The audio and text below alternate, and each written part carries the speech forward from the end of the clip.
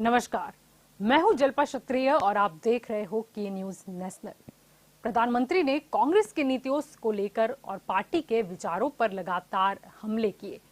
PM ने कांग्रेस शासनकाल की महंगाई, जातिवाद, सिखों के नरसंहार और विकास का जिक्र किया। पीएम मोदी ने संसद में कहा कि अगर महात्मा गांधी की इच्छा अनुसार कांग्रेस न होती तो क्या होता। उन्होंने कहा कि अगर कांग्रेस न होती तो लोकतंत्र परिवारवाद से मुक्त होता।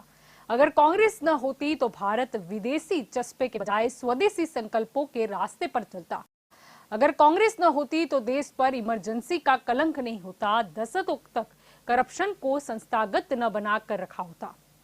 इसके बाद राहुल गांधी की प्रतिक्रिया भी इस मुद्दे पर सामने आई। उन्होंने कहा कि नेहरू जी ने देश की सेवा की, मेरे परदादा को जो करना था वह किया, यह देश के लोग जानते हैं। इसीलिए कोई क्या बात बोल रहा है मुझे इसकी कतई चिंता नहीं है, लेकिन ये लोग कांग्रेस से डरते हैं क्योंकि कांग्रेस सच बोलती है, उनका मार्केटिंग का धंधा है।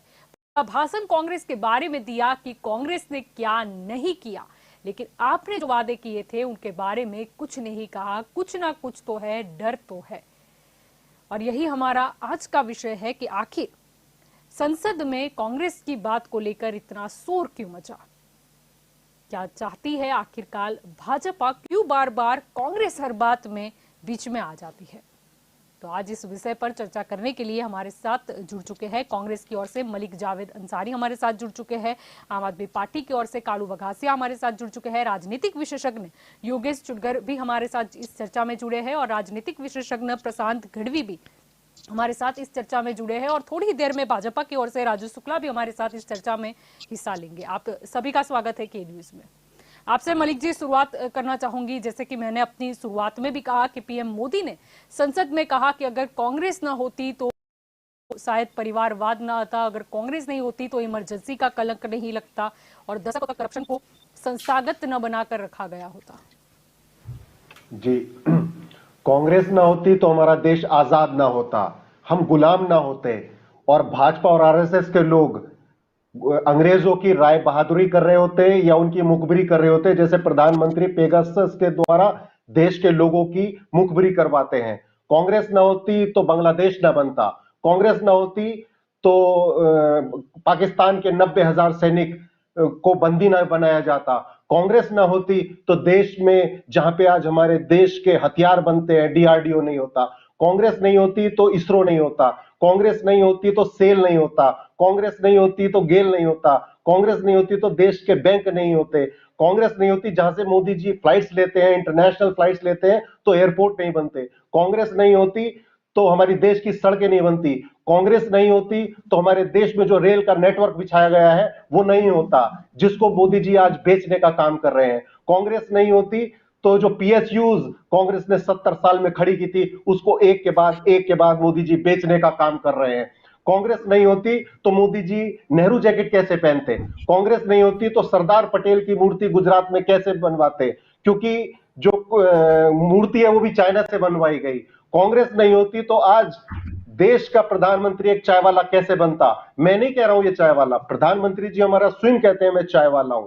तो देश को जो खूबसूरत एक संविधान दिया है कांग्रेस ने, वो पूरी दुनिया में विश्वविख्यात है। आज पूरी दुनिया उस संविधान को मानती है। केवल आरएसएस और भाजपा के लोग ना संविधान में विश्वास रखते हैं, ना ही तिरंगे में विश्वास रखते हैं। कांग्रेस नहीं होती ना तो आज देश जीरो पे होता। जो कांग्रेस ने एक विचार दिया है देश को, देश के संगठनों को बनाया है, आज मोदी जी उन संगठनों को, उन संस्थाओं को बर्बाद करने का काम कर रहे हैं। और हां, एक बात और मैं कहना चाहूंगा, मोदी जी ने जो प्रेसिडेंशियल एड्रेस के उसका जो जवाब दिया है संसद में, उन्होंने कांग्रेस का 360 बार नाम लिया है। कांग्रेस का नाम इसलिए लिया है क्योंकि कांग्रेस एक ऐसी विचारधारा है जो कि भाजपा और आरएसएस के झूठ का उजागर करती है। कांग्रेस के सत्य, अहिंसा और ये जो भाईचारे का जो भाव है, इससे भाजपा के लोग बहुत डरते हैं। प्रधानमंत्री जी को किसी से डर नहीं लगता, केवल सच से लगता है, क्योंकि हमारे देश के प्रधानमंत्री हो, हमारे देश के गृह मंत्री हो, भाजपा के लोगों, आरएसएस के लोगों, केवल उन्होंने पूरी राजनीति को झूठ के सहारे छोड़ दिया है। केवल झूठ का नाम भारतीय जनता पार्टी बन के रह गया है। संसद, अभी 2 दिन पुरानी बात है, मेरे जिले में बिजनौर में मोदी जी की रैली होने वाली थी। उन्होंने कहा कि मौसम खराब है इसलिए रैली रद्द करनी पड़ी, जबकि यहां पे सूरज खिल रहा था 8 बजे से। तो ये झूठ बोलने की जो परंपरा मोदी जी ने शुरू की है, उतने निचले स्तर पे कांग्रेस नहीं जा सकती, न कभी जाएगी। और कांग्रेस बस एक ही बात कह सकती है कि जो सत्य और अहिंसा और ये जो भाईचारे की राजनीति है, इससे जो भाजपा और आरएसएस है वो तिल मिला चुके हैं। आज देश का हालत अर्थव्यवस्था का ये है कि आर्थिक सर्वे जो 2022 का आया है उसमें साफ कहा गया है कि 2014 में जो हमारे देश पे कर्ज था वो बढ़कर 136 लाख करोड़ हो चुका है, जबकि वो 7 साल पहले केवल 54 लाख करोड़ का था। आज हमारे देश की अर्थव्यवस्था हो, हमारे देश के जितने भी संसाधन है, सबको नष्ट किया जा रहा है। गरीब आदमी का जीना दूभर हो गया है। जलपा जी। जी बिल्कुल। राजू जी, आपकी ओर आना चाहूंगी। आज देखा गया कि प्रधानमंत्री कल के बाद आज फिर कांग्रेस पर हमलावर हो गए। साप्ताहिक काफी उन्होंने चर्चाएं भी की कांग्रेस को लेकर। अब राहुल गांधी की भी इस पर प्रतिक्रिया सामने आई है। उन्होंने तो कहा है कि भाजपा यानी कि मोदी सरकार की अगर बात करें तो उनका तो मार्केटिंग का धंधा है, उन्होंने झूठ फैलाया है। और साथ में उन्होंने ये भी कहा कि उन्होंने कांग्रेस ने क्या नहीं किया वो तो बताया, लेकिन उन्होंने क्या किया वो बताने से कहीं ना कहीं चूकते नजर आए। मेरे साथी मित्र मलिक जावेद अंसारी ने कविता पढ़ी अभी, कांग्रेस नहीं होती तो ऐसा होता, कांग्रेस नहीं होती तो ऐसा होता। भाई कांग्रेस नहीं होती ना तो देश को समस्या से मुक्त हो जाता।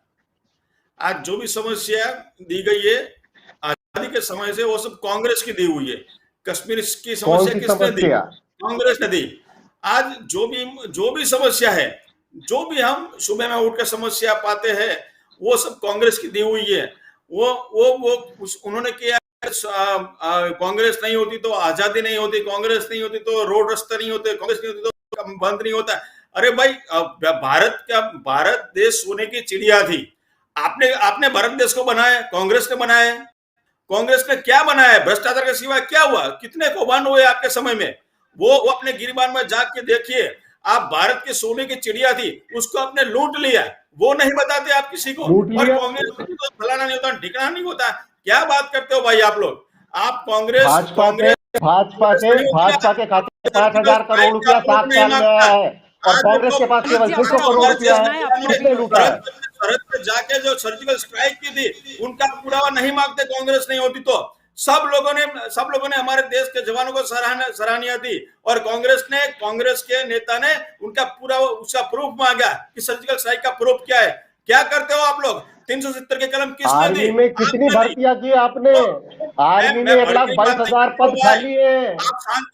आप मेरी बात में बीच में मत बोलिए। मैं आपकी बात को नहीं बोला था, बराबर है? तो आप यहाँ कविता पढ़ रहे थे ना, उसकी मैं जवाब दे रहा हूँ, बराबर है? तो आप अभी जो नरेंद्र भाई ने संसद के अंदर किया उसमें क्या गलत किया, क्या गलत बोला है? जो भी समस्या है वो कांग्रेस की देन है, वो सब लोग जानते हैं। हमारे आराध्य देव राम जी काल्पनिक है, ऐसा किसने बोला था? राम मंदिर अयोध्या में नहीं बनेगा, उसके लिए किसने षड्यंत्र किया था? कार सेवकों के ऊपर गोलियां किसने बरसाई थी? ये सब का जवाब कांग्रेस है। प्रजा जानती है, इसीलिए आपको घर में भी वोट नहीं देते कोई। आज सत्ता से आप बिखर गए हैं, इसीलिए आप आग बुलाओ गए। एक इन शॉर्ट में इतना कहना चाहता हूँ कि आज कांग्रेस कहीं नहीं है। तो वो लोग 5 राज्यों में हमारे घबरा गए हैं कि अब उनको सत्ता में आने के लिए कोई भी आक्षेप कर सकते, किसी भी के ऊपर कर सकते। हमारे लश्कर के जवानों को भी कर सकते। हमारे लश्कर के जवानों के ऊपर काश्मीर में जब पत्थरबाजी चलती थी उसमें भी कांग्रेस को मजा आती थी कि भी कांग्रेस को हमारे लश्कर के जवान को छूट नहीं देते थे गोली चलाने की। आज कश्मीर में शांत हो गया क्योंकि नरेंद्र भाई की मजबूत सरकार ने लश्कर को छूटा दौड़ दिया हुआ है कि भी एक पत्थर आए तो उसको 2 गलियां दो। तो इसकी वजह से ये आज कश्मीर शांत हो गया है। और जितनी समस्या का जड़ मूड है वो कांग्रेस है। आज की तारीख में मैं एक इस वाक्य सुनना चाहता हूं कि कांग्रेस का संपूर्ण सफाया हो जाए देश में से। जी, यहाँ पर कालू जी आपकी ओर भी आना चाहूंगी। वन बाय वन हम सभी से जवाब लेंगे। यहाँ पर ऐसा देखा गया कि कांग्रेस पर तो हमला बोला गया था, लेकिन जब कोरोना काल की बात हुई तो कहीं ना कहीं दिल्ली सरकार को भी निशाने पे लिया गया। यहाँ पर उन्होंने कहा कि दिल्ली सरकार ने दिल्ली की झुग्गी और झोपड़ी में गाड़ी घुमाकर गरीबों को दिल्ली से जाने के लिए आधे रास्ते में छोड़ दिया और श्रमिकों के लिए मुसीबतें पैदा कर दी।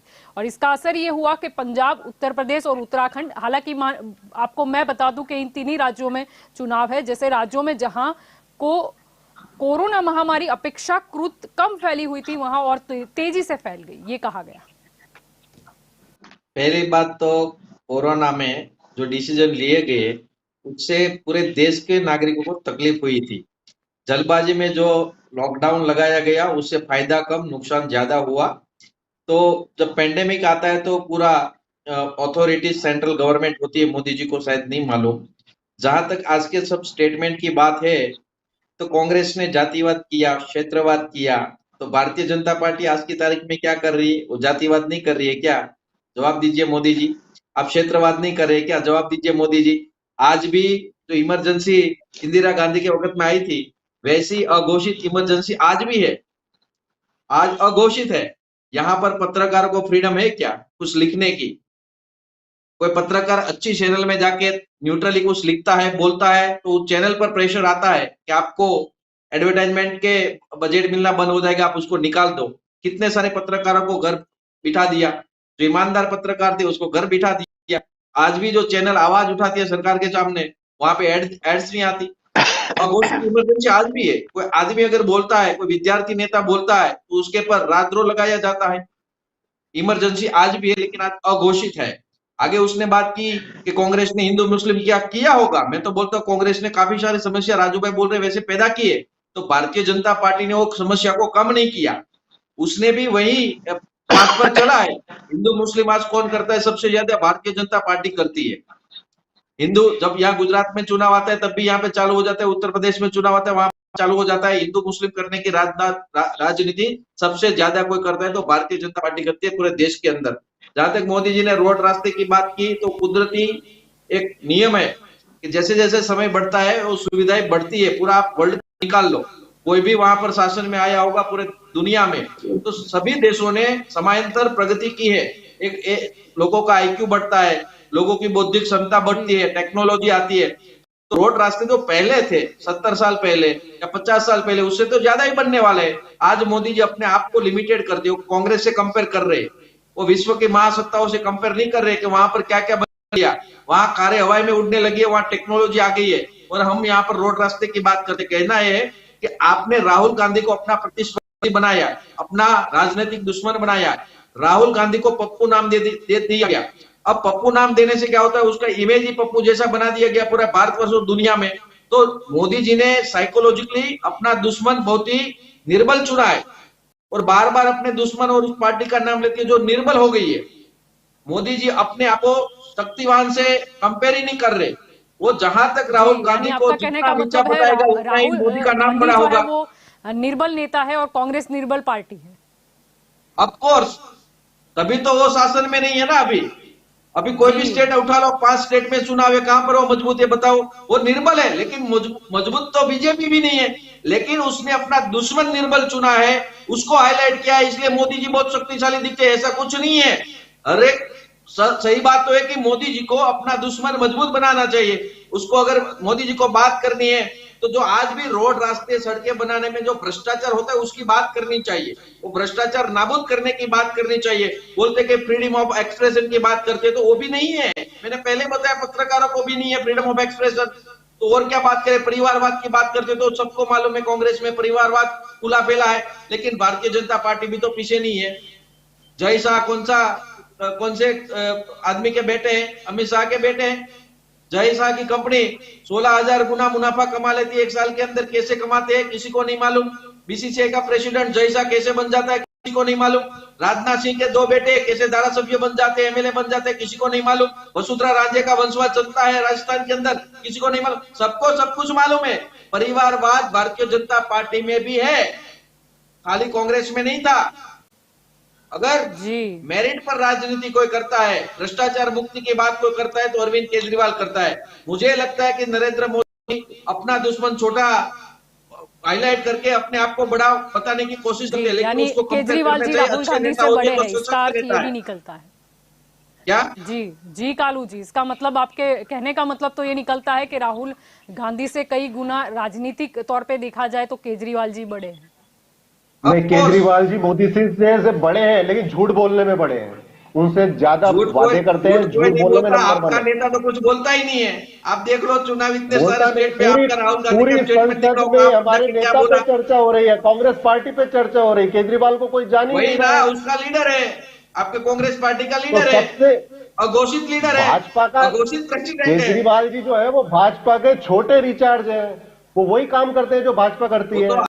आप कांग्रेस का काम खाली लेबल देने का है। लेबल देने से राजनीति नहीं होती भाई साहब, करके ठीक है, दिखाना ठीक पड़ता है। है। आप मुझे मैं ठीक आपको है, बताओ, यहाँ एक पर हम सवाल मुद्दे एक से आप सवाल हट मेरे रहे को हैं। बता यहाँ पर दीजिए। हमें पंजाब एक की सवाल बता दीजिए। राजनीति मौजूद है। पर नहीं पढ़ना, वहां पर हमें आपसी मुझे जंग एक नहीं सवाल पढ़ना बता जो दीजिए। कांग्रेस और वहां आम पे आदमी टक्कर भी नहीं है पार्टी के भारतीय जनता बीच में पार्टी है के साथ। सत्ता को हासिल करने के लिए। योगेश जी, आपकी और भी यहाँ पर कितनी आना नौकरियां चाहूंगी। दिल्ली में जब आपने दी, ये बता दीजिए पंजाब बस की बात कॉन्टेंट करें तो टीचर कुछ को। ना कुछ पंजाब के चुनाव की असर दिखी रही है, तो शायद ये मुद्दा भी उठा था, क्योंकि पीएम मोदी जब कांग्रेस पर शाब्दिक हमला कर रहे थे तब उन्होंने ये भी कहा था कि कांग्रेस अगर नहीं होती तो साल 1984 में सिख नरसंहार नहीं होता और ना ही कश्मीरी पंडितों का पलायन होता।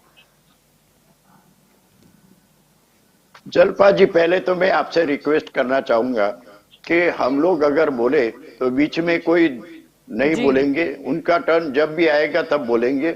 जी ये बिल्कुल। मैंने पिछले आपके एपिसोड में भी कहा था, आज भी मैं ये रिपीट कर रहा हूं, जी बिल्कुल। ताकि हम लोग हमारा जो कंटिन्यूएशन करते हैं उसमें कोई बाधा नहीं हो।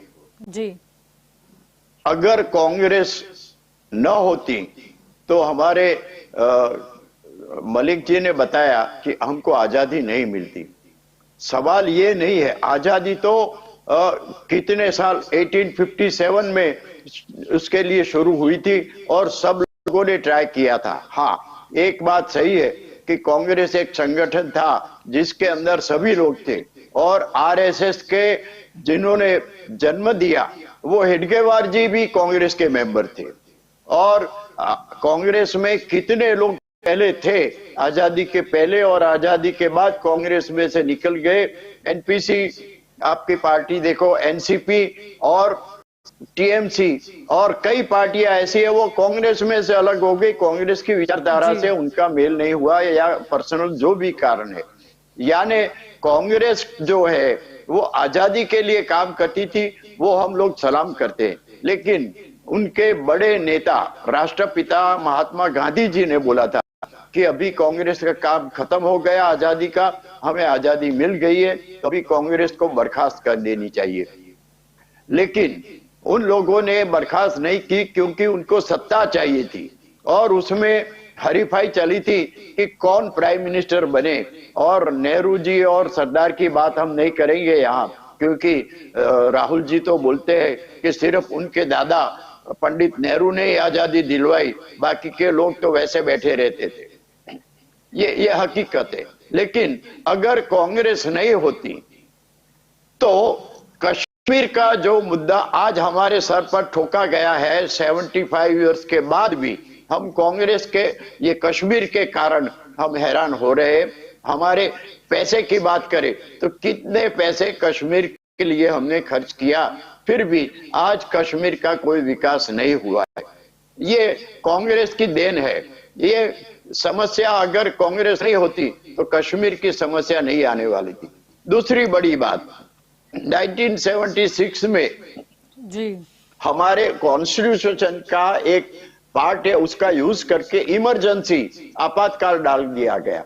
वो भारत के इतिहास में एक कलंक है। वो किसने किया? न तो आरएसएस ने किया, न कम्युनिस्टों ने किया, न जनसंघ ने किया। किया किसने? सिर्फ और सिर्फ कांग्रेस ने किया। ये भारत के इतिहास में एक बड़ा कलंक है। वो किसने डाला? कांग्रेस ने ही डाला। तो ये कांग्रेस ने क्या नहीं होती तो क्या होता? हमारे कालू जी ने मुझे बताया, मुझे बहुत आनंद हुआ कि कांग्रेस होती तभी भारत में रेलवे आती। 1857 में अंग्रेजों ने रेलवे शुरू की थी और बाद में धीरे धीरे करके बढ़ते गई। और आज भी हमारे पार्लियामेंट में बजट पेश हुआ तब बताया गया कि 3400 वंदे मातरम नई रेलवे शुरू की जाएगी। ये तो एक सतत प्रक्रिया है। ऐसा नहीं है कि सिर्फ कांग्रेस ने रेलवे डाली, ये सभी बारे में कांग्रेस ने ये किया वो किया, लेकिन कांग्रेस न होती तो क्या होता, दूसरी कोई पार्टी शासन में आती या तो जो भी आते वो भी देश का कुछ न कुछ करते। यानी ऐसा नहीं है कि सिर्फ कांग्रेस ने ये आज जो भारत है उसका निर्माण सिर्फ कांग्रेस ने किया, दूसरे कोई नहीं कर सकते, ऐसा नहीं है। और भी मैं बात बताऊं कि पंजाब में आतंकवाद किसने शुरू किया, आतंकवाद शब्द भारत में कौन लाया? पंजाब में कांग्रेस ने आतंकवाद को पेश किया और उसके कारण पूरे हिंदुस्तान को तकलीफ हुई। और भी बताइए कि परिवारवाद जो है वो हमारे कालू जी ने बताया कि भाजपा में भी है, हाँ और भी पार्टी में है, लेकिन सबसे बड़ा परिवार जो कांग्रेस में है और वो परिवार के कारण कांग्रेस डे बाय डे कमजोर हो रही है। और आज परिस्थिति क्या है, पार्लियामेंट में ये परिवारवाद के हिसाब से सिर्फ 44 सीट कांग्रेस की है और अभी नेक्स्ट पार्लियामेंट की इलेक्शन होगी, इसमें कितनी होगी वो भी देखना पड़ेगा।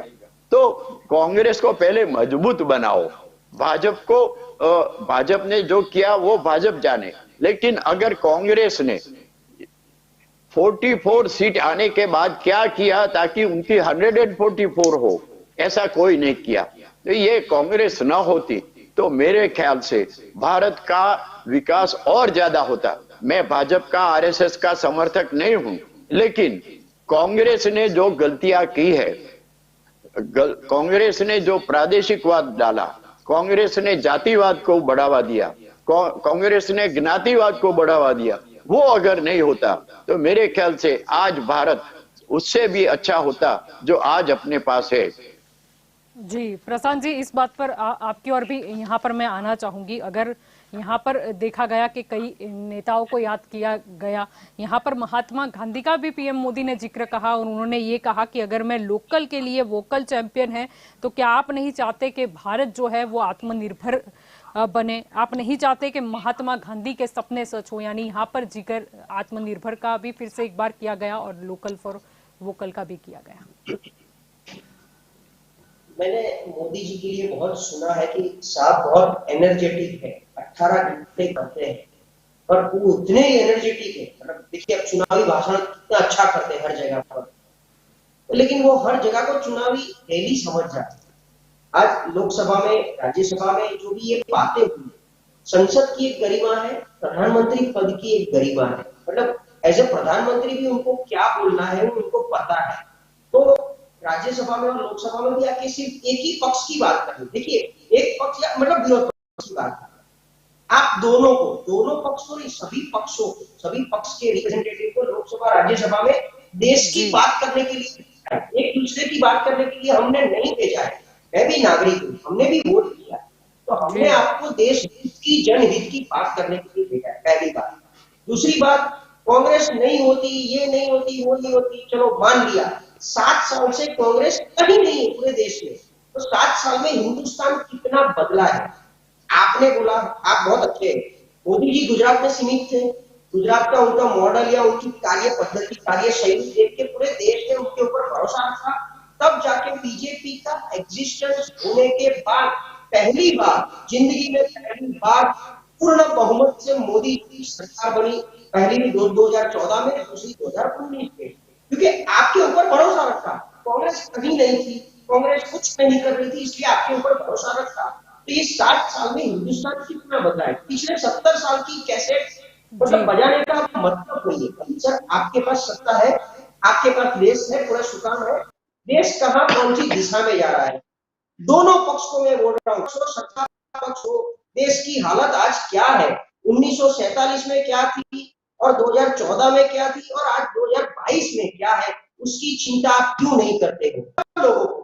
तो एक गरिमा के तौर पे भी ये सब बातें, ये नहीं होती, ये नहीं, अरे नहीं होता, चलो अच्छा। दूसरी बात, कांग्रेस क्या है, ये पक्ष थोड़ा है, कांग्रेस वर्ड का एक मीनिंग है, यूएस में डिफरेंट है, यूके में डिफरेंट है, ऑस्ट्रेलिया में डिफरेंट है, उसका मीनिंग है डिस्प्यूट रिजोल्यूशन कमिटी, मतलब 4 लोगों से ज्यादा इकट्ठा होते हैं तो एक फोरम होता है, उसको कांग्रेस बोला जाता है। यूएस में भी कांग्रेस है, तो कांग्रेस एक मीनिंग है। तो कांग्रेस एज अ पार्टी उन्होंने जो भी किया वो उनको उनका परिणाम भुगतना पड़ रहा है ना। उन्होंने जो भी किया, अच्छा किया, पूरा किया, वो परिणाम भुगत रहा है कि पिछले 7 साल से वो सत्ता के पार है, कहीं नहीं है। बट आप अगले आने वाले भारत की चिंता करो। आपके हाथ में अभी सुकान सौंपा हुआ है, तो आप 2024 तक देश की वो सेवा करो। आप ऑडिट रिपोर्ट दो, आप आपकी क्रेडिट रिपोर्ट दो कि पिछले 7 साल में हमने ये काम किया जिससे जनता खुश है, जिससे भारत खुश है, जिससे भारत को ऐसा कुछ मिल रहा है जो 2014 से पहले शायद नहीं मिल रहा था। ये कैसेट बजाने का मुझे लग रहा है क्योंकि ये चुनावी भाषण नहीं है, ना तो अभी लोकसभा का इलेक्शन है। अभी मैं इसके ऊपर आ जाऊं कि नहीं होती तो क्या होता। देखिए, हर एक दायित्व होता है, हर एक पार्टी का, हर एक सरकार का एक दायित्व होता है। 47 से लेके 14 तक उन्होंने जो किया वो वही मैं बोल रहा हूँ कि उनका एक दायित्व था, उनको जो भी उनके हाथ में था अकॉर्डिंगली उन्होंने काम किया। मान लेते हैं 80% बुरा काम किया। कोई भी राजकीय पार्टी 100% दूध से धुली हुई नहीं है। क्या भाजपा क्लेम कर सकती है? क्या कांग्रेस क्लेम कर सकती है? क्या आम आदमी पार्टी क्लेम कर सकती है? क्या वो 100% दूध से धुले हुए? कोई भी नहीं होगा। जो भी सरकार आएगी वो अपने लिए ही काम करेगी, अपने वालों के लिए ही काम करेगी। जनता तो साइड में होती है। तो आप जनता की, देश की, आज पूरा देश कहीं ना कहीं कोई और मैटर पे स्ट्रगल कर रहा है, उसकी चिंता के लिए बात कीजिए। मतलब महंगाई, बेरोजगारी, ठीक है। आपने कल बोला मिनिस्ट्री ऑफ होम अफेयर्स में आरटीआई का ट्रैक मतलब रिकॉर्ड हो रहा है। गैंग जैसा कोई शब्द ही नहीं है। जी बिल्कुल का मतलब नहीं है। सर, बजट के बाद का अभिभाषण हो रहा है। आप ये बजट की बात करके बजट में हम क्या नया लाएंगे, देश को नया क्या देंगे, एक नया भारत बन रहा है। मैं भी एक्सेप्ट कर रहा हूँ, नया भारत बन रहा है, भारत कोई और दिशा में जा रहा है। तो इसका रोड मैप दीजिए, 24 तक का रोड मैप दीजिए, ये करेंगे तब जाके हमको मतलब शांति मिलेगी। वरना ये तो हम सुनते ही आ रहे हैं कि कांग्रेस नहीं किया था इसीलिए है। और आज भी हम राह देख रहे हैं कि आप क्या करोगे। फिर कल उठ के ऐसा ना हो कि बीजेपी ना होती तो क्या होगा। वो सुनना है कि आगे वो दोनों एक दूसरे बंद कर दो और जो काम करने के लिए आपको भेजा है वो काम कीजिए। जी बिल्कुल, आपकी और यहाँ पर मलिक जी आना चाहूंगी क्योंकि यहाँ पर कांग्रेस की जब बात की तब मुद्दा ये भी उठा कि कांग्रेस लोकतंत्र का सम्मान नहीं करती, ऐसा आरोप लगाया गया और कुछ उदाहरण भी दिए गए। उन्होंने कहा कि अगर कांग्रेस के शासन की हम बात करते हैं तो कांग्रेस ने राष्ट्रपति शासन लगाकर देश भर के राज्यों में लोकतांत्रिक रूप से जो चुनी गई सरकार थी उसको गलत तरीके से खारिज करने का काम किया। कांग्रेस के आला कमान की एक नीति थी और वही नीति का वो पालन करता था, जिसके लिए सबसे पहले वो सरकार को बदनाम करते थे, फिर उसे अस्थिर करते थे और फिर खारिज कर देते थे। ठीक, पहले मैं योगेश भाई की बात का जवाब दूंगा। योगेश भाई ने बोला कि जो कुछ किया हुआ है सब कांग्रेस ने किया है और कांग्रेस नहीं होती तो बहुत अच्छा होता। 7 साल से हम विकास देख रहे हैं। रेल, अभी संसद में रेल मंत्री ने बताया है 2,65,000 पद खाली पड़े हैं, कब भरोगे। उन्होंने अभी, जो हमारे भाजपा के मेरे साथी हैं, उन्होंने कहा था कि राष्ट्रवाद और सेना, ये 1,22,000 सेना में पद खाली हैं। और उन्होंने कश्मीर मुद्दा, कश्मीर में गलवान घाटी में 20 जवान हमारे शहीद हो गए। चीन ने कब्जा कर लिया है पेंगोंग लेक पे। और दूसरी बात यह है, जो पुलवामा में हमला हुआ था उसमें 40 से ज्यादा हमारे जवान शहीद हुए थे। देवेंद्र सिंह को बेल कैसे मिल गई, उस पर चार्जशीट ही दाखिल नहीं की हमारी जो सेंट्रल की जो फोर्सेज हैं। तो मेरा यह कहना है कि कांग्रेस को ब्लेम मत कीजिए। मोदी जी ने जो कांग्रेस ने बनाया था सब बेच रहे हैं। लाल किला बेच दिया, रेलवे के स्टेशन तक बेच दिए, पीएसयूज बेच रहे हैं, बैंकों का निजीकरण कर रहे हैं। कौन सी संस्थाओं में मोदी जी ने अच्छा काम किया, वो मुझे एक सेक्टर बता दे। कौन सा एक ऐसा सेक्टर है जिसमें मैं चैलेंज करता हूं किसी को भी इस पैनल पे, जिस सेक्टर में मोदी जी ने अच्छा काम किया है। आज जो हमारे देश के सरकारी आंकड़े हैं, मैं अपने आंकड़े नहीं दे रहा, कांग्रेस अपने आंकड़े नहीं दे रही, जो सरकार के आंकड़े, कोरोना में कुप्रबंधन कैसे हुआ, कैसे लाशें हमारी मां गंगा में तैरी, 4 लाख सरकारी आंकड़ा पार होने वाला है मौतों का। और जो अनौपचारिक आंकड़ा है, अनऑफिशियल डेटा है, उसकी तो कोई गिनती नहीं है किस तरीके से को हैंडल किया गया मोदी जी ने। और मोदी जी कह रहे हैं कि संसद में कि कांग्रेस वाले टिकट दे के भेज रहे थे। जब सरकार हाथ उठा लेगी और आप 4 घंटे का एक अल्टीमेटम दोगे पूरे देश को कि लॉकडाउन 12 बजे से हो जाएगा, तो लोग क्या करेंगे? गरीब आदमी अपने घर जाना चाहेगा, उसकी व्यवस्था करनी थी आपको। अगर कांग्रेस किसी मजदूर गरीब आदमी की मदद करता है तो उसकी भी आप मजाक और मखौल उड़ाते हो। प्रधानमंत्री के पास कोई विजन नहीं है। सेंट्रल विस्टा प्रोजेक्ट बन रहा है, आपको पता है योगेश भाई, प्रधानमंत्री का घर कितने बीघे में बन रहा है? 26 बीघे में बन रहा है। 1300 करोड़ से ज्यादा की कीमत आ रही है। कौन उसमें शहंशाह रहेगा? ये बादशाह है प्रधानमंत्री जी हमारे। इसमें ऐसा है मलिक जी कि आगे जनता जिसे भी चुनेगी वो उसमें रहेगा और बतौर बिल्कुल चुनेगी, बिल्कुल मैं आपकी बात से सहमत हूं जल्पा जी, लेकिन सच्चाई की राजनीति होनी चाहिए। राजनीति सब करते हैं, लेकिन कम से कम संसद की गरिमा होनी चाहिए। प्रधानमंत्री की भाषा का एक तरीके से बोलना चाहिए प्रधानमंत्री जी को, उनको देश के लोग मानते हैं, उनको फॉलो करते हैं। लेकिन जिस तरह की भाषा हमारे देश के प्रधानमंत्री संसद में बोलते हैं और झूठ बोलते हैं, वो ठीक नहीं है।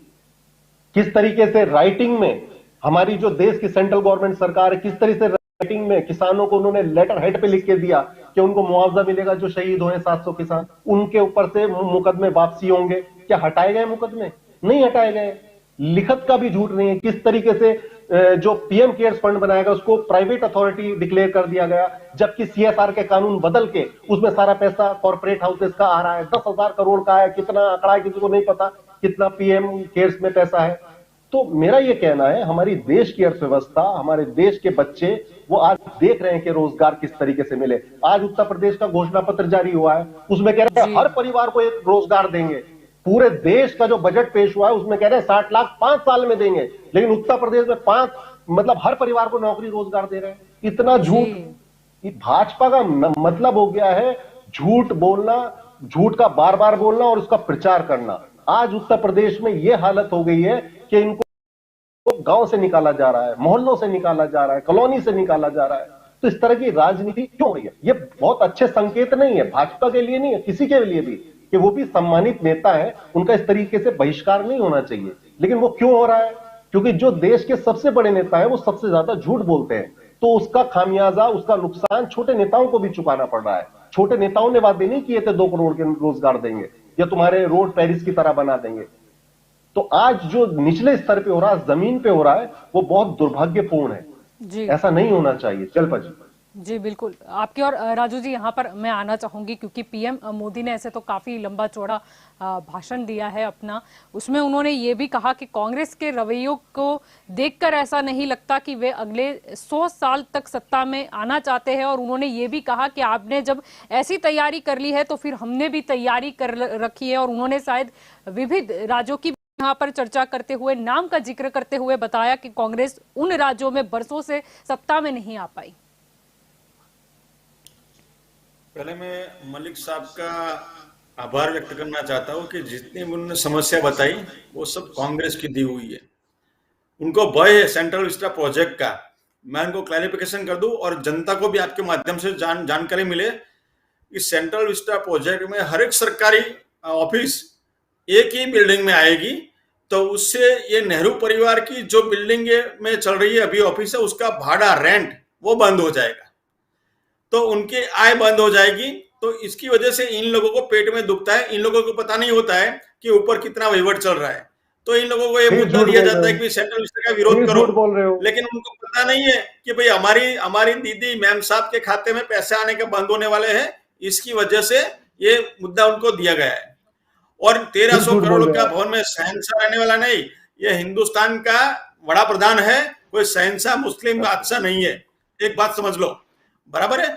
और आज नरेंद्र भाई है, कल दूसरे बड़ा प्रधान आएंगे, कल तीसरे बड़ा प्रधान आएंगे। तो ये नरेंद्र भाई ने खुद के लिए घर नहीं बनाया है। ये जो अभी सेंट्रल विस्टा का प्रोजेक्ट बन रहा है, उन्होंने तो 100 साल का इंतजाम कर लिया है जलपा जी। भारत के लिए सबसे बड़ा प्रोजेक्ट इसलिए है कि कांग्रेस की जो आमदनी है वो बंद होने वाली है। वो कैसे बंद? दूसरा खालिस्तान का नाम तो बताओ इस बिल्डिंग का। आज खालिस्तान का जनक कौन था? बिंद्रन वाले को किसने पैदा किया? बिंद्रन वाले को इंदिरा गांधी जी ने पैदा किया। पंजाब के अंदर खालिस्तान की तो इंदिरा गांधी जी ने करवाई। और गुरुद्वारा के अंदर मोदी जी तो 25 साल का दे रहे हैं, हुआ और बाद में 1984 1974 के अंदर सिखों का सामूहिक हत्याकांड हुआ, उसके लिए कौन जिम्मेदार था? तो उसके लिए सिर्फ और सिर्फ कांग्रेस जवाबदार थी। तो सेवन सिस्टर की जो आप समस्या रोजगार थी, नहीं दोगे, उसके लिए कौन भारत के जिम्मेदार लोगों था? को तो रोजगार उसके नहीं लिए दोगे सिर्फ आप, कांग्रेस जिम्मेदार थी। भारत के बोडो लोगों को आंदोलन हुआ, रोजगार नहीं दोगे। तो उसके लिए कौन जवाबदार थे? अरे भाई आप सुनिए ना, आपको सुनने की ताकत नहीं है? अभी 44 पे आ गए बिल्कुल हो, ताकत है। अभी 4 पे आते हो। सुनिए, गुजरात 2 लाख करोड़ का देखिए, कर्जदार कर आपके दिया समय मोदी में वो जी बीच ने। में मैंने नहीं आपको बोले सुना थे। था मलिक अगर भाई, इस तरह मैंने से आपको डिबेट सुना था। करेंगे तो ये सब्जी मंडी हो जाएगी, डिबेट नहीं रहेगी। एक के बाद एक आएंगे जी। ये कांग्रेस वालों ने सबको सब्जी कर ले, मंडी बना आपकी दिया और भी है। आऊंगी। जी राजू जी, कंप्लीट कीजिए अपनी बात। तो मैं वही बोल रहा हूँ कि खालिस्तान की समस्या किसने दी? आज चाइना के तिब्बत की समस्या किसने दी? 1965 में जब युद्ध हुआ तो हिंदी चीनी भाई भाई का किसने नारा लगाया? और अभी वो हमारे गलवान घाटी की बात कर रहे थे। गलवान घाटी के अंदर जो शहीद हुए, जो हमारे 20 जवान शहीद हुए, उसके सामने 40 जवानों को वहां पे उन्होंने मार दिया था चाइना के। और जो आपने जो नक्शे की बात की पेंगोंग सरोवर की, वो 2012 का नक्शा देख लीजिए आप। वो कांग्रेस के समय से वहां पे उन लोगों ने अड्डा जमाया हुआ है। और नरेंद्र भाई ने पाकिस्तान में जाके सर्जिकल स्ट्राइक करने की हिम्मत की। आपने की कभी? कश्मीर की समस्या हल करने की जो शुरुआत की किसने की? और बांग्लादेश का जो सरहद का मामला था, जिसके जो एक गांव के अंदर एक घर का दरवाजा भारत में और दूसरा घर का दरवाजा बांग्लादेश में, वो समस्या का हल किसने किया? तो नरेंद्र भाई की सरकार आया। तो आपको ये सब अच्छा नहीं लगेगा, क्योंकि आप खालिस्तान के जनक हो, बोडोलैंड के जनक हो, नक्सलवाद के जनक हो। आपने दलितों, बिछड़ों को और कितने प्रताड़ित लोगों को आपने हैरान किया है। उसकी वजह नक्सलवाद पैदा हुआ। वो सबकी जनता कांग्रेस है। तो कांग्रेस के देश में जब जब कम होता है, तब देश का आगे बढ़ने का शुरू होता है।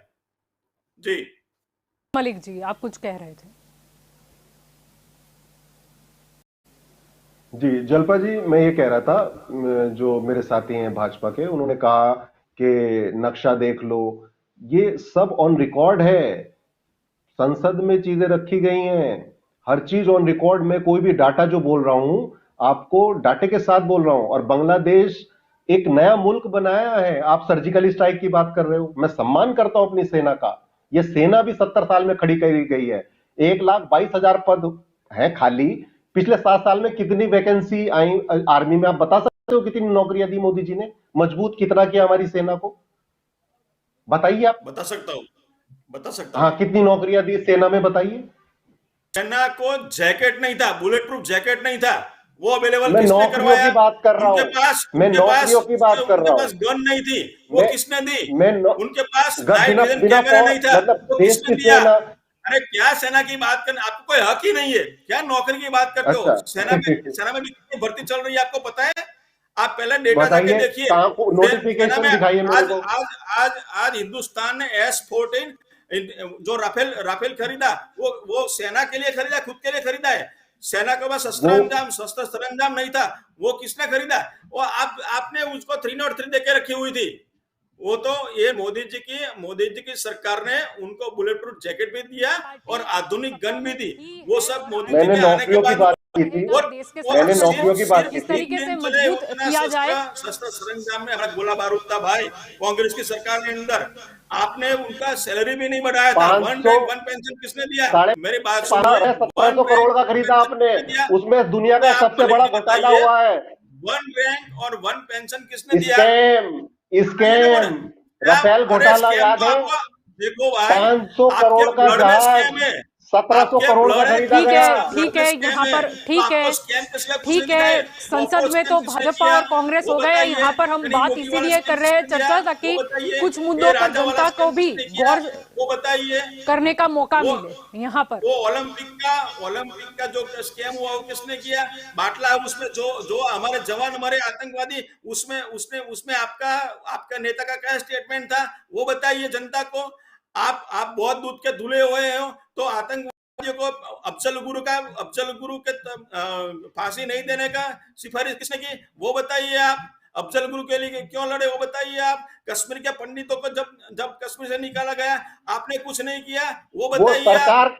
बीजेपी समर्थक सरकार थी जब कश्मीर में से पंडितों को निकाला गया, भाजपा समर्थन दे रही थी। इतना झूठ मत फैलाइए, झूठ बोलना की बंद हत्या, कर उसमें दीजिए। क्या किया आपने? भाजपा समर्थक सरकार थी केंद्र में, आपने जब सिखों की पंडितों हत्या को हुई, इसमें क्या किया पलायन आपने? कराया गया, आपने क्या कितनों पलायन को करा वापस गया? भेजा आपको बताइए? आपके पास कोई कितनों जवाब को ठीक नहीं है भाई। नौकरियां दी, आपके पास कितनों कोई को जवाब नहीं है। रोजगार दिए आपने? ठीक है कालू जी, आपकी और यहाँ पर आना हमने चाहूंगी। हमारी सेना ने कालू जी के बोलने का लाहौर वक्त है, तक दूसरे सर्च भी किया गेस्ट था हैं, और उन्हें भी 90,000 बोलने दीजिए। जमीनों यहाँ पर 90,000 कालू जी आपकी और सैनिकों यहाँ को पर पकड़ आऊंगी। गया था। कांग्रेस पर हमला हमारे करते हुए यहाँ पाकिस्तान में पर पकड़े ये भी गए कहा गया था जवानों को नहीं कि छोड़ सके आलोचना और यहाँ से लोकतंत्र का 90,000 गहना है, जवानों लेकिन को छोड़ अंध दिए विरोध और लोकतंत्र लाहौर का तक वापस अपमान कर है। दिया। यहाँ पर बात लोकतंत्र की हुई। जी जी कालू जी। देखिए, हमारे देश की विडंबना देखिए कि जो आदमी सत्ता पर है वो अपनी कामयाबी गिनवाने के बजाय जो पार्टी सत्ता से काफी टाइम से दूर है उसकी नाकामयाबी आज भी गिना रहे। ऐसा नहीं होना चाहिए। मोदी जी ने पूरा कार्यकाल 7-8 साल का हो गया, उसको अपनी सरकार की उपलब्धता बतानी चाहिए। ये बताना चाहिए कि मैं जीएसटी लाया देश के अंदर, तो मेरे जीएसटी आने के बाद इतने व्यापारी को फायदा हुआ। मैं नोटबंदी लाया, उससे इतने लोगों को फायदा हुआ। मेरा अर्थतंत्र इतना मजबूत बना देश का, वो बताना चाहिए। मैं 2 करोड़ नौकरियों का वादा कर रहा था हर साल, इस साल बजट के अंदर मैं 60 लाख तक आ गया हूं, वो क्यों आया वो बताना चाहिए। रेलवे की एक मामूली भर्ती के लिए 2.5 करोड़ उम्मीदवार के फॉर्म भरे जाते हैं, इतनी सारी बेरोजगारी आज देश में क्यों है वो बताना चाहिए। अगर काम किया है तो अपनी उपलब्धि बताना चाहिए, अगर काम नहीं किया है तो अपनी नाकामयाबी को स्वीकारना चाहिए। 70 साल में जो देश ने किया नहीं किया उसकी कोई बात ही नहीं कर रहा। आपने 7 साल में क्या किया? आप सत्ता पक्ष में हो, आप देश के प्राइम मिनिस्टर हो, आपको टाइम मिलता है राज्यसभा लोकसभा में बोलने के लिए। तो मुझे तो यही लगता है कि कोई भी सत्ता पक्ष में हो उसको अपनी उपलब्धि और अपना काम बताना चाहिए। उनसे जनता को सरोकार है, ना कि किसने क्या किया था 70 साल में क्या किया नहीं। उस सरकारों ने कुछ नहीं किया, मैं तो मानता हूं उसी की वजह से आपको सत्ता में लाए हैं लोग। अगर आपको 7 साल से सत्ता में बिठाए तो आपका दायित्व बनता है आप अपनी उपलब्धि गिनाए। मुझे तो लगता है कि अगर मोदी जी अपनी नाकामयाबी बताए तो दिनों के दिन निकल जाएंगे, लेकिन उपलब्धि वो बता नहीं सकते क्योंकि 2 मिनट में वो खत्म हो जाती है, क्योंकि कोई उपलब्धि है ही नहीं। जीएसटी को किसको फायदा वो सब जानते हैं। आज पेट्रोल डीजल का दाम यहाँ पर पहुंच गया है, उसके लिए बात बतानी चाहिए। महंगाई इतनी बढ़ गई उसके पर बात बतानी चाहिए कि ये रीजन है। सही झूठा कुछ भी रीजन हो वो बताना चाहिए, क्लेरिफिकेशन देना चाहिए। नरेंद्र मोदी 7 साल से प्राइम जी मिनिस्टर है। वैसे मुझे तो एक महंगाई के बताओ दर को लेके एग्जांपल, भी कुछ उसने बात हुई थी और बात नेहरू जी के भाषण तक चली गई थी। वही बात है ना, ये तो दुख की बात है। नरेंद्र मोदी जी अगर एक प्रेस कॉन्फ्रेंस नहीं कर पाए 7 साल के अंदर, तो कम से कम जब सदन के अंदर उसको टाइम मिलता है, मौका मिलता है बोलने के लिए, तब विपक्ष की बात नहीं करनी चाहिए। तब अपनी सत्ता पक्ष की जो बात करनी चाहिए, उपलब्धि की बात करनी चाहिए, जो नागरिकों को उसने सुविधाएं दी उसकी बात करनी चाहिए, तब भी लोग उसको दोबारा जिता देंगे। 5 राज्य में चुनाव जीतने के लिए अपनी बस कामयाबी दिखा दो, गिनवा दो, तो आप जीत जाओगे। आपको किसी की आलोचना करने की क्या जरूरत है? आपके राज्य में भ्रष्टाचार अगर आपने खत्म कर दिया तो वो बात करो ना। आपने युवाओं को रोजगार दे दिया तो उसके आंकड़े बताओ।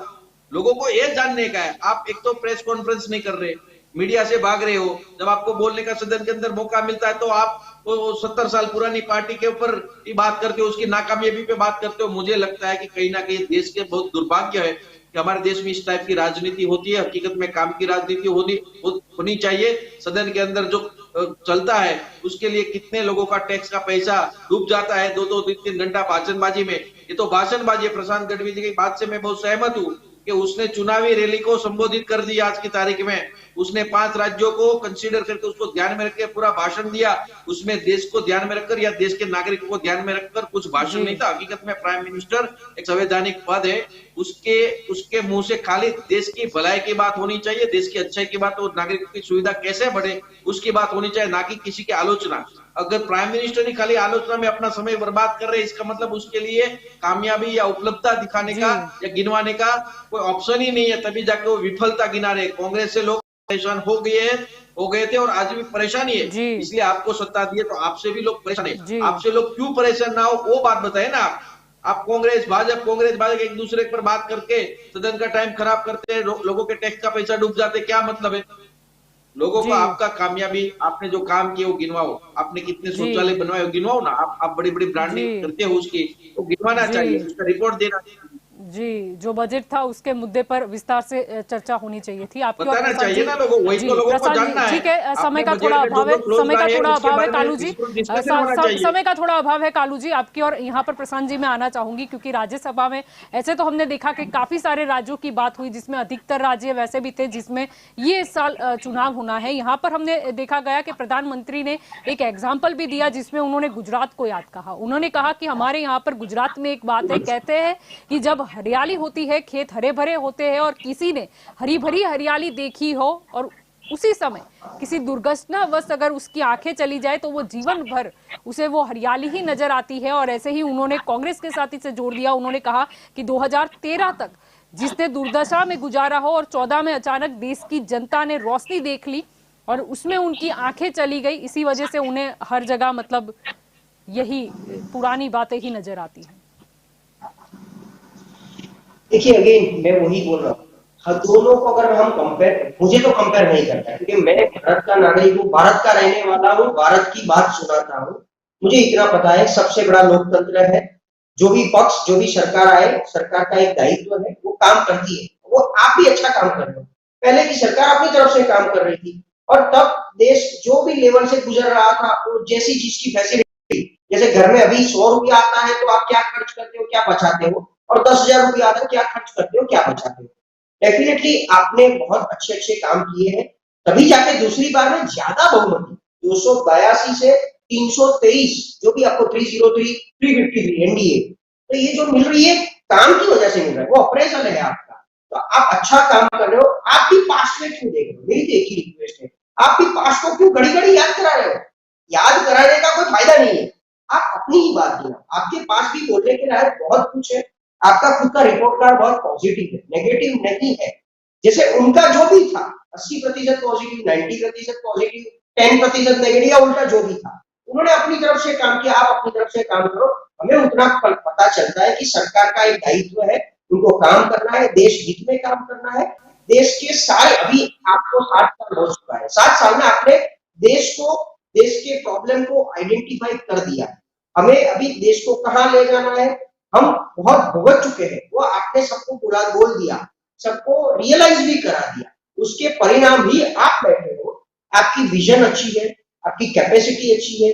अब कुछ चीजें हैं जो मैं, जैसे आज की तारीख में कोरोना की वैक्सीनेशन की बात करें, कोरोना के लिए जो ट्रीटमेंट की बात करें, फर्स्ट वेव सेकंड वेव खराब था, लेकिन थर्ड वेव आप देख लो, पूरी दुनिया में तहलका मचा है, बट थर्ड वेव इंडिया में इतना अफेक्ट नहीं कर रहा है, एक्सेप्टेबल। तो आपकी जो कार्यशैली है वो अच्छी है, आपकी ही बात सुनाइए। और संसद में बैठ के तो डेफिनेटली एक दूसरे के ऊपर है, क्योंकि वहां जो बैठता है वो जनता का प्रतिनिधि हो जाता है, वो कोई किसी पक्ष का भी नहीं रहता है, मैं इतना मानता हूँ। सरकार विपक्ष अलग चीज है, बट वो संसद हमारा मंदिर है, लोकशाही का मंदिर है, वहां बैठा हुआ हर एक आदमी अगर छोटे से छोटे पक्ष का भी बैठा है तो वो जनता का प्रतिनिधि है, क्योंकि लोकसभा का रिप्रेजेंटेटिव मतलब कम से कम 10 लाख जनता को वो रिप्रेजेंट कर रहा है। तो आप वहां की, उसके एरिया की, नए फैसिलिटीज की, आपने बजट भी अच्छा दिया इस बार, मतलब 25 साल का, अभी आप फाउंडेशन बना रहे हो, 25 साल तक आप उसके ऊपर इमारत बनाने वाले हो, तो इमारत की बात करो।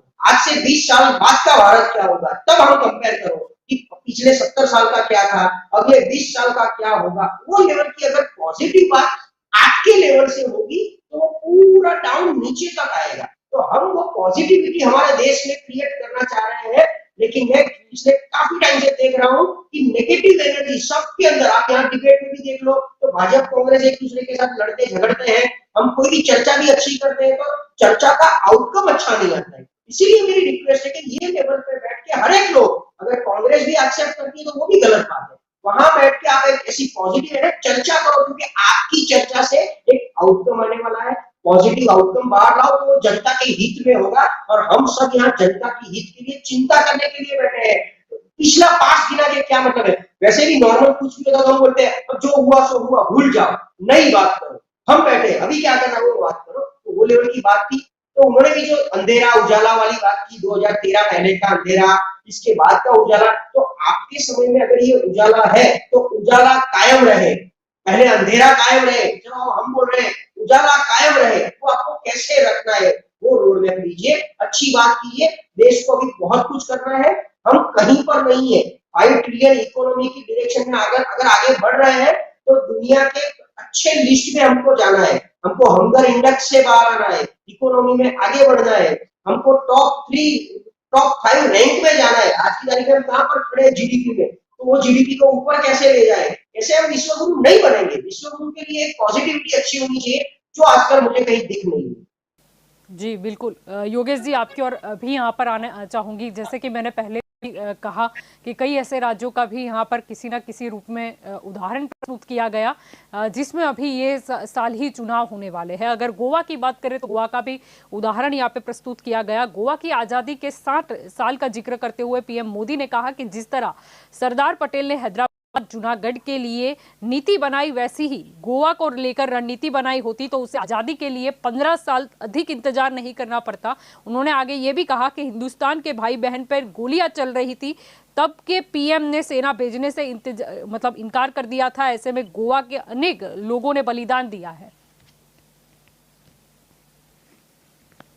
जल्पा जी, आपने गोवा की बात बताई, वो एक अनफॉर्चुनेट पार्ट था कि जब हैदराबाद और जूनागढ़ के लिए जो भी एक्शन लिया गया उसी टाइम पर गोवा के दीव दमन के लिए लिया गया होता तो बहुत अच्छा होता, मगर ये चूक हुई है, वो सही बात है। अच्छा, आपने बताया कि कांग्रेस नहीं होती तो क्या होता, मैं बताऊंगा कि कांग्रेस नहीं होती तो 1962 में हमने जितना एरिया चाइना को दे दिया, वो वॉर में हम हार गए, लेकिन उसके बाद 1971 में हमारी इंदिरा जी ने बांग्लादेश वॉर में जिस तरह से विजय दिलाया और भारत का नाम ऊंचा किया, और आज भी हम 2022 में भी हम याद करते हैं कि इंदिरा जी ने इतना बड़ा काम किया था, पाकिस्तान का 2 भाग करके पाकिस्तान को वीक कर दिया था। उसको आज भी पाकिस्तान को लगता है कि भारत ने हमारा ये 2 भाग कर दिया और बांग्लादेश की रचना की। वो इंदिरा जी की जो सफलता है उसको हम आज भी याद करते। कांग्रेस ने कुछ नहीं किया ऐसा मैं नहीं कहता हूं, लेकिन जो नहीं किया, जो ठीक से नहीं हुआ, उसकी बात तो हम करेंगे ही। जैसे मोदी साहब ने आज 7 साल में ये नहीं किया भी जो है, और जैसे प्रशांत जी ने बताया कि अभी आगे क्या करने वाले हैं, भारत को आगे ले जाने के लिए भारतीय जनता पार्टी की सरकार क्या करने वाली है, उसका भी रोड मैप देना चाहिए। लेकिन बजट में आज जो हमारे पास आया उसमें से लगता है कि आगे कोई इतनी रणनीति नहीं बनाई गई है कि भारत का विकास अभी अच्छी तरह से होगा। हाँ, ये बात सही है कि कोरोना के 2 साल में हमने बहुत पीछे रह गए, लेकिन कोरोना को हैंडल करने में केंद्र सरकार और बाकी की सरकार जो निष्फलता उसकी है वो भी देखने लायक है। आज 3rd वेव में हमने वैक्सीनेशन का सफल जो जुम्मेश किया, उसके कारण 3rd वेव में इतनी असर नहीं हुई है, वो भी एक देखने वाली बात है। मगर कांग्रेस जो अभी आज जो कर रही है, भारतीय जनता पार्टी जो भी गलतियां कर रही है या तो उसकी जो भी कमियां है कांग्रेस हाईलाइट करती है, लेकिन कांग्रेस अगर सरकार में आए तो क्या करेंगी। अभी 5 स्टेट में इलेक्शन होने वाला है, पंजाब के सिवा कोई भी स्टेट में कांग्रेस का कोई भविष्य अच्छा नहीं दिखाई देता। उसके लिए कुछ करे, उसके लिए कुछ अपनी शक्तियां का यूज करे। तो मुझे लगता है कि भाजपा की जो निष्फलता है उसके लिए कांग्रेस क्या आगे आगे करेंगी वो बताने में अपना समय दे तो मेरे ख्याल से बहुत अच्छी बात होगी। जी बिल्कुल, आप सभी मेरे साथ इस चर्चा में जुड़े, इसीलिए आप सभी का शुक्रिया।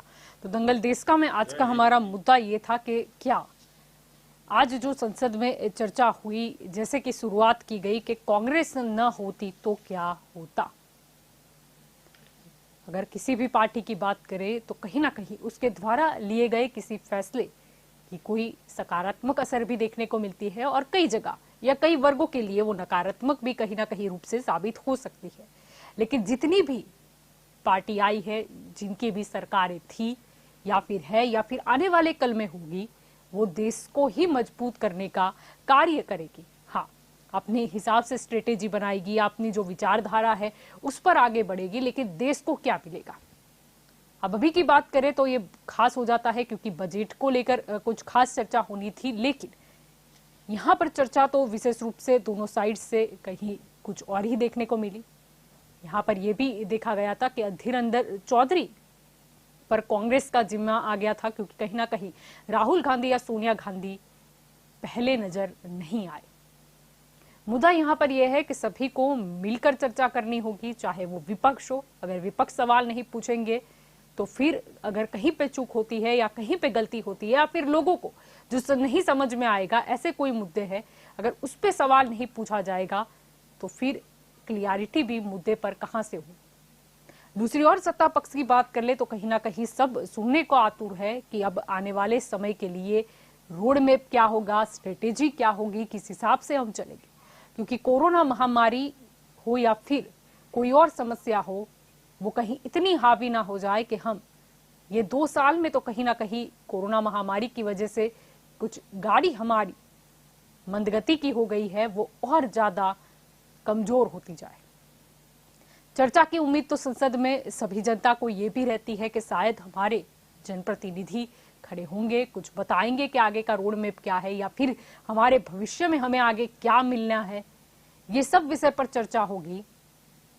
लेकिन अगर बजट की बात करें तो अभी भी मौका है कि सभी एकजुट हो जाए, विस्तार से इस विषय पर चर्चा हो, सवाल जवाब भी हो, ताकि वो मुद्दे को और गहराई से समझा जा सके। हाँ, राजनीति अपनी जगह है, लेकिन अगर देश की बात आती है, संरक्षण का मुद्दा आता है, तो जैसे मैंने पहले कहा, जो भी पार्टी थी है या आएगी, वो सभी का पहला दायित्व देश के प्रति होगा, देश के संरक्षण के प्रति होगा, नहीं कि राजनीति का। तो दंगल देश का में अभी बस इतना ही। ज्यादा जानकारी के लिए आप जुड़े रहे के न्यूज के साथ। नमस्कार।